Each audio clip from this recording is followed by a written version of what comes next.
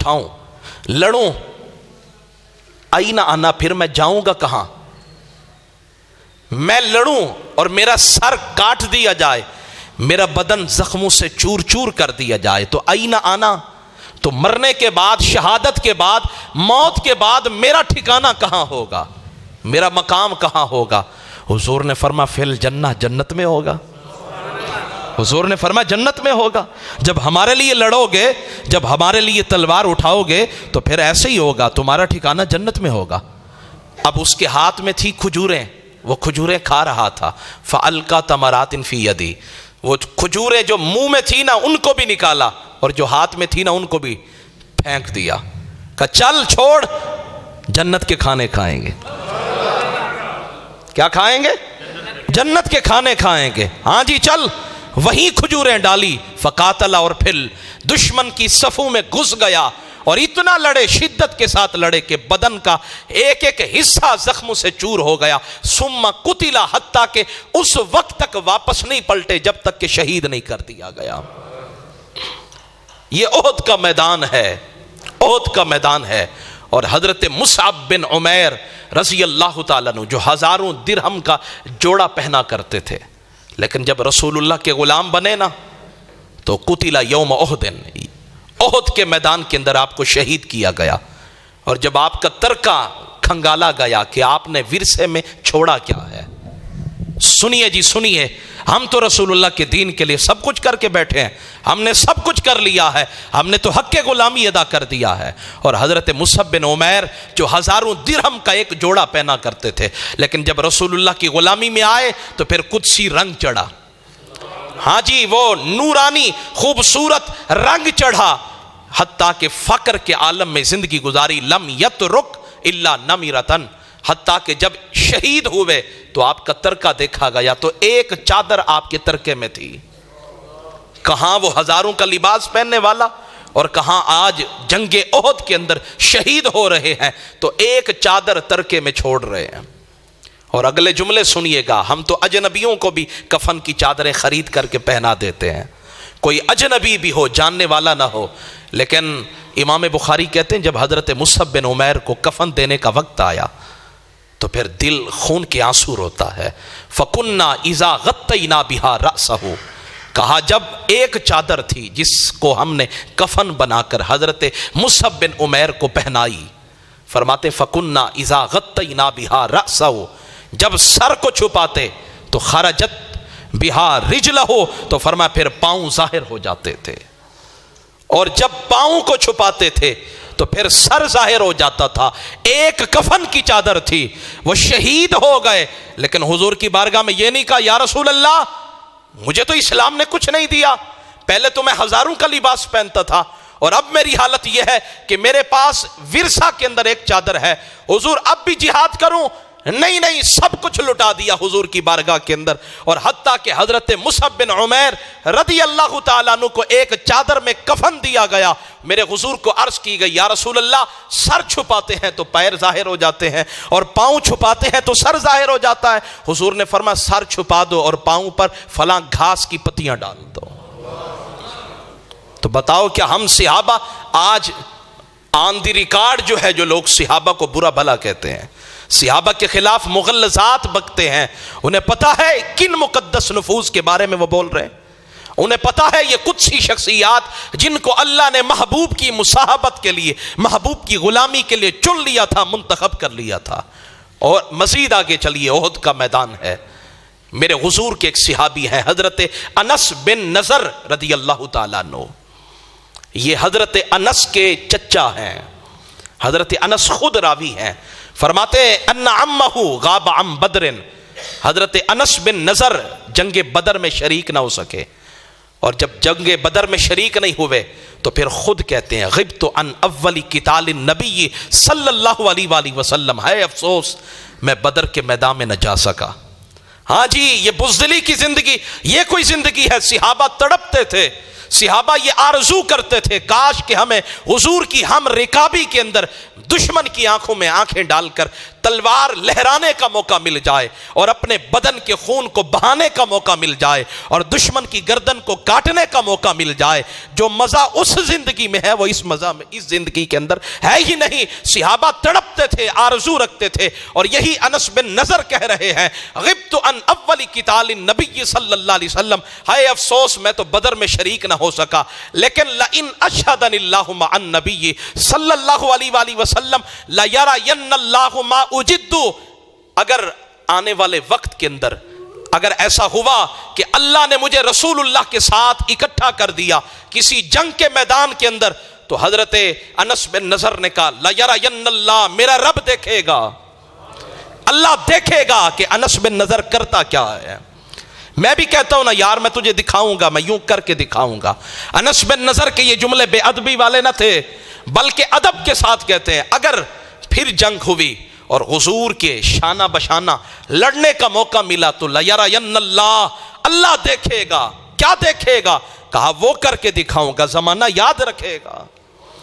اور حتیٰ کہ پھر جب موقع آیا نا، احد کا میدان آیا، اور جب احد کا میدان آیا اور وہ درے والے صحابہ مال غنیمت لینے کے لیے جب اس درے کو چھوڑ کر آئے، تو اب دشمنان اسلام نے، کفار نے پیچھے سے پلٹ کر حملہ کیا، تو اب بھگدڑ مچ گئی، صحابہ کی جماعتیں تقسیم ہو گئی، کچھ محو حیرت ہیں، کچھ بھاگ رہے ہیں، اور اس حالت کے اندر 12 صحابہ تھے جو اپنی جانیں حضور کے سامنے ڈھال بنا کر کھڑے ہو گئے، کہا جو تیر آئیں گے خود سہیں گے، برداشت کریں گے، لیکن امام الانبیاء کی طرف کوئی تیر جائے نہ یہ برداشت ہے نہ برداشت کریں گے۔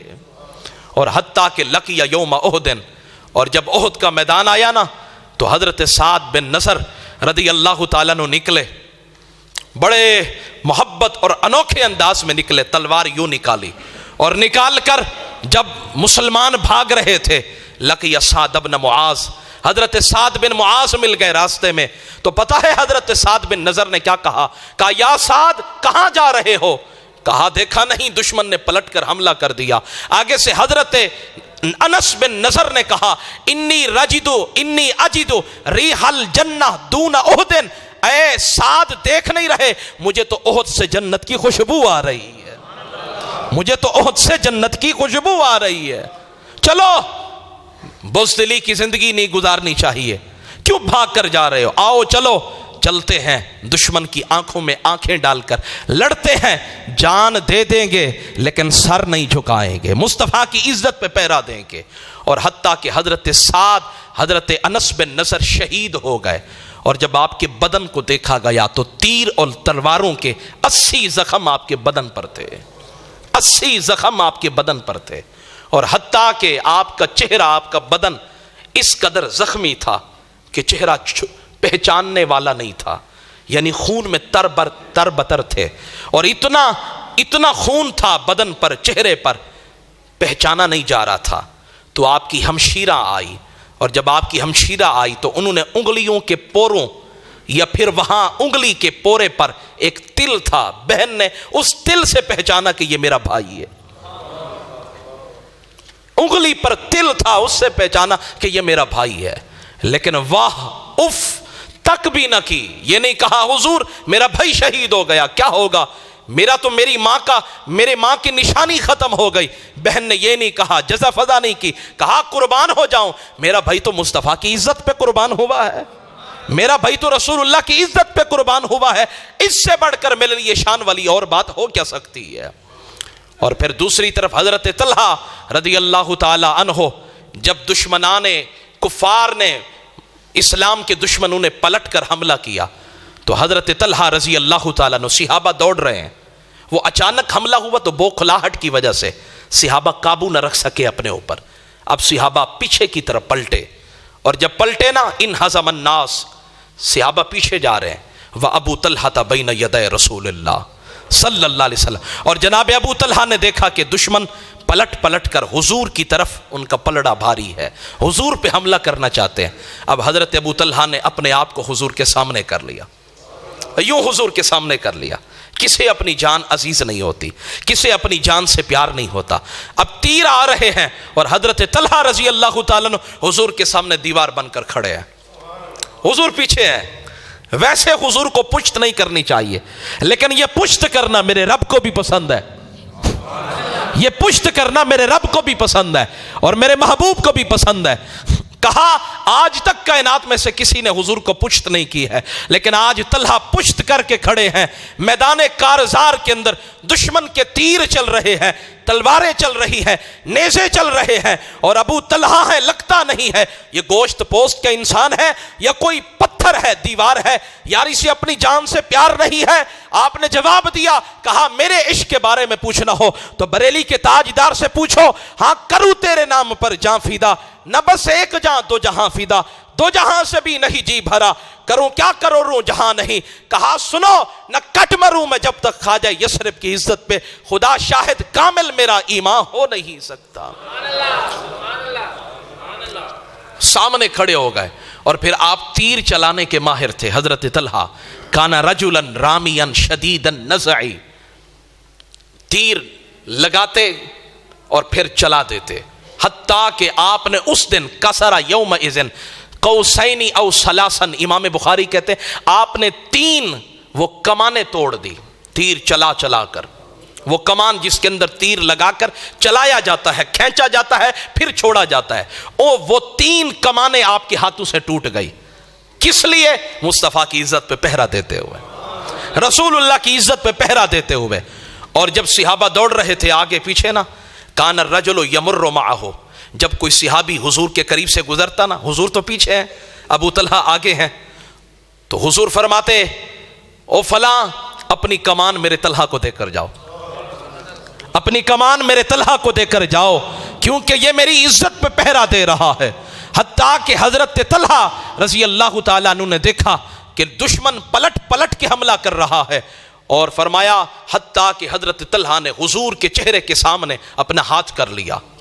اب حضور علیہ السلام پیچھے تھے، آپ چاہتے تھے کہ میں میدان جنگ کا نظارہ کروں، تو یشرف النبی صلی اللہ علیہ وسلم ینظر الی القوم، پیچھے سے رہ کر حضور نہ دیکھ سکتے تھے، تو حضور حضرت طلحہ کے بدن سے اپنا سر انور نکال کر میدان جنگ کا نظارہ کرنے کے لیے سر انور نکالتے ہیں، تو آگے سے حضرت طلحہ کیا کہتے ہیں، یا رسول اللہ لا تشرف، حضور اپنا سر نہ نکالیں، ہاں جی لا تشرف، اپنا سر نہ نکالیں، یصیبو کا یا رسول اللہ سہم من سہام القوم، اگر کوئی تیر بھٹکتا ہوا آپ کی طرف آ گیا تو طلحہ تو مر جائے گا، ختم ہو جائے گا۔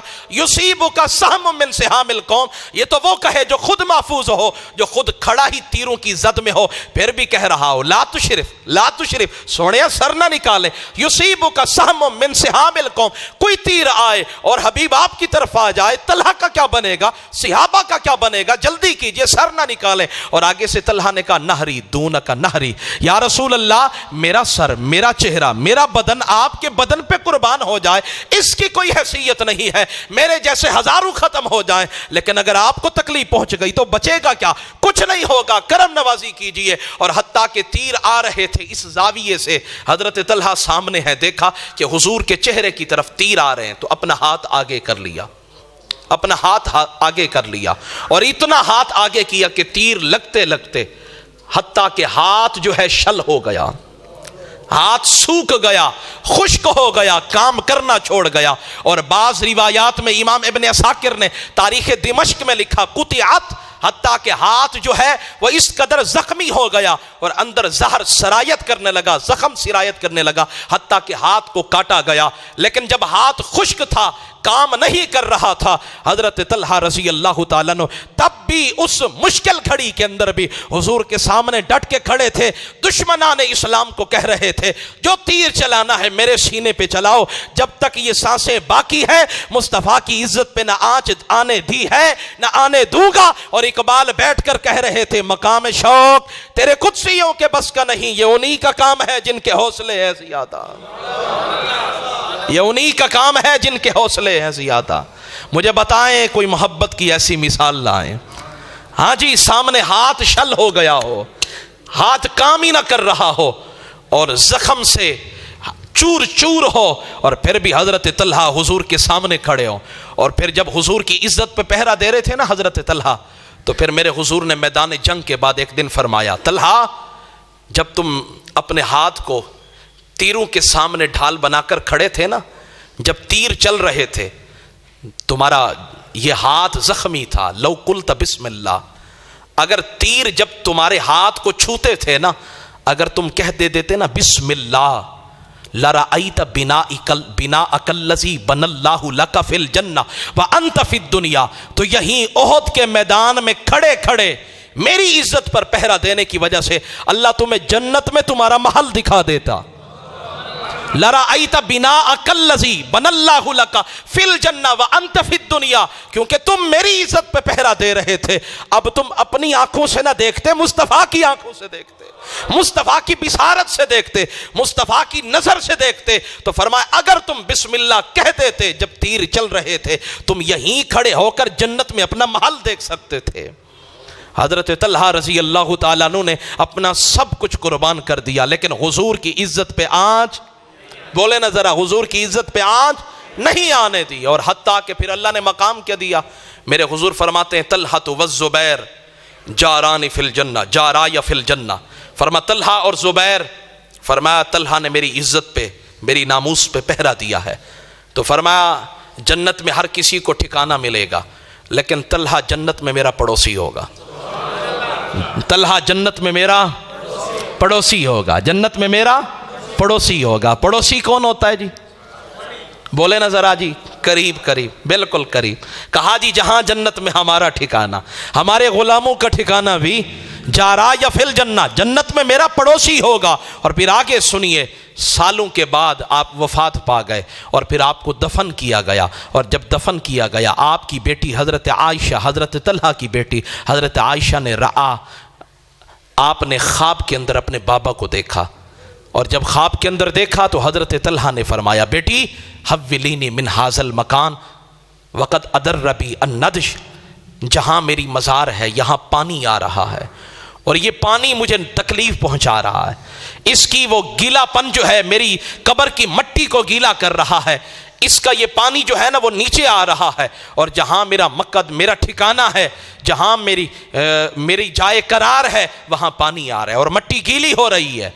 تو حضرت عائشہ رضی اللہ تعالی عنہا نے جب حضرت طلحہ کو خواب میں دیکھا تو مشورہ کیا. علماء نے کہا نکالا جائے، اور حتیٰ کہ فَأَخْرَجَتْهُ بَعْدَ 30 سنہ، حضرت طلحہ بن عبید اللہ کی قبر انور کو 30 سال کے بعد کھولا گیا. اور جب کھولا گیا حضرت طلحہ کی قبر کو نکالا گیا، آپ کے بدن کو، اور جب بدن پہ انگلی رکھی جاتی، امام ابن عساکر کہتے لم يتغیر منہ شیء، لگتا نہیں تھا کہ دفن کیے ہوئے 30 سال گزرے ہیں، لگتا تھا ابھی ابھی قبر میں اتارا ہے. جلد کو دیکھا تو ویسے چمک رہی ہے، چہرہ دیکھا تو ویسے چمک رہا ہے. یار یہ مٹی بھی سمجھتی ہے یہ رسول اللہ کے غلام ہے. ہاں جی، یہ مٹی بھی سمجھتی ہے یہ رسول اللہ کے غلام ہے. قبر کے کیڑوں کو بھی پتہ لگ جاتا ہے یار یہ آ رہا ہے دکھ جھیل کے، تکلیفیں اٹھا کے، نبی کی عزت پہ پہرا دے کے. اب اس کو سلانا بھی ہے، اس کو لوریاں سنانی بھی ہے. قبر ماں بن جاتی ہے، وہ لوریاں دیتی ہے، کہتی ہے نم کا نومت العروس، ایسے سو جا جیسے پہلی رات کی دلہن سو جاتی ہے. تو دنیا میں رسول اللہ کی عزت پہ پہرا دیتا رہا، لبیک یا رسول اللہ کے نعرے لگاتا رہا، تاجدار ختم نبوت زندہ باد کے نعرے لگاتا رہا. اور آج کی اس خوبصورت پروگرام کے اندر میں یہ کہنا چاہتا ہوں، میری ذمہ داری ہے، اور میں سلام پیش کرتا ہوں سابق وزیر اعظم میر ظفر اللہ جمالی کی روح کو، جس نے اس وقت جو ہے وہ اسمبلی کے اندر کھڑے ہو کر اس وقت کہا جو میرے نبی کی ختم نبوت کے قانون میں ترمیم کرے ان اسمبلیوں پر لعنت. یہ میرا جملہ نہیں ہے، میر ظفر اللہ جمالی کا جملہ ہے. اسی وقت استعفیٰ دے کر آ گئے، کہا نہیں چاہیے اسمبلی کی سیٹ، نہیں چاہیے یہ ساری چیزیں، یہ ساری لوازمات تب چاہیے تھے جب رسول اللہ کی ختم نبوت پہ پہرا دیا جاتا. لیکن میر ظفر اللہ جمالی مر جائے، مصطفیٰ کی ختم نبوت پہ پہرا نہ دیا جائے، ختم نبوت کی شک کے اندر قانون کے اندر ترمیم ہو جائے.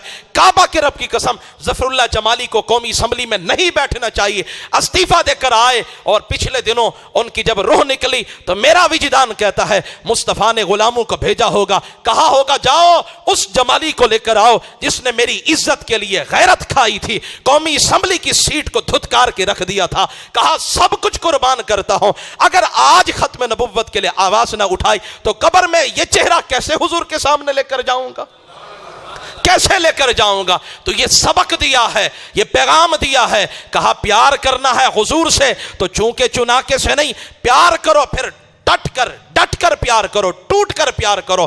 زمانہ کہے یار واقعی بندہ جیسا تھا لیکن پیار حضور سے کر کے دکھایا اس نے، تو پھر آخر میں میرے ساتھ مل کر سارے حضرات کہیں، حضرت طلحہ کی جب قبر سے آپ کی وہ جسد مبارک، آپ کی لاش مبارک کو نکالا گیا تو زمانہ کیا کہہ رہا تھا؟ کہہ رہا تھا زمین میلی نہیں ہوتی، زمن میلا نہیں ہوتا، زمین میلی نہیں ہوتی، زمن میلا نہیں ہوتا، محمد کے غلاموں کا کفن میلا نہیں ہوتا، محمد کے غلاموں کا کفن